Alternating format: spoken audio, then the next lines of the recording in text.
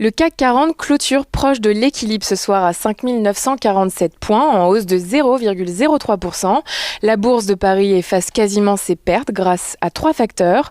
Le changement de cap d'Angela Merkel, d'une part. La chancelière abandonne son projet de confinement strict, un confinement qui était prévu autour du week-end de Pâques. Deuxième facteur, le retour de la croissance du secteur privé en zone euro.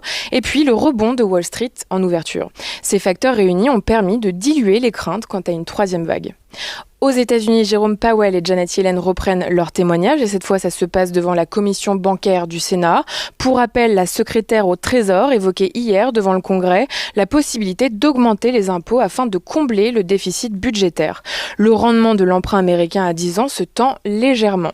Sur le front du pétrole, les prix rebondissent après avoir considérablement baissé en raison d'une forte augmentation des stocks hebdomadaires aux États-Unis, mais également du fait de l'interruption du trafic sur le canal de Suez, un blocage dû à l'échouement d'un porte-conteneurs géant. Le déblocage pourrait prendre jusqu'à 3 jours. Sur le plan des indicateurs, c'est donc le retour de la croissance dans le secteur privé de la zone euro. L'indice PMI composite établi par IHS Markit a progressé de 4,7 points à 52,5 en version préliminaire de mars, stimulé par sa composante manufacturière qui a atteint un record à 62,4. Le secteur des services reste cependant sous le seuil des 50 points à 48,8 malgré un léger mieux par rapport à février. Toujours d'après Markit aux États-Unis, l'accélération de l'activité dans les services a atteint un pic de 6 ans et demi à 60 points en mars. L'activité manufacturière, elle, a poursuivi sa progression à 59 points. Du côté des valeurs, Carrefour rachète Grupo Big, le numéro 3 de la distribution au Brésil.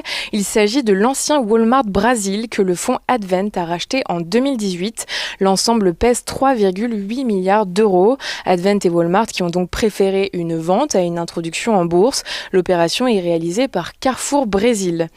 Intel a exposé sa stratégie visant à reprendre la place de premier fabricant mondial de puces électroniques. Ce nouveau plan stratégique s'établit à 20 milliards de dollars. Il prévoit aussi la construction de 2 nouvelles usines de fabrication en Arizona.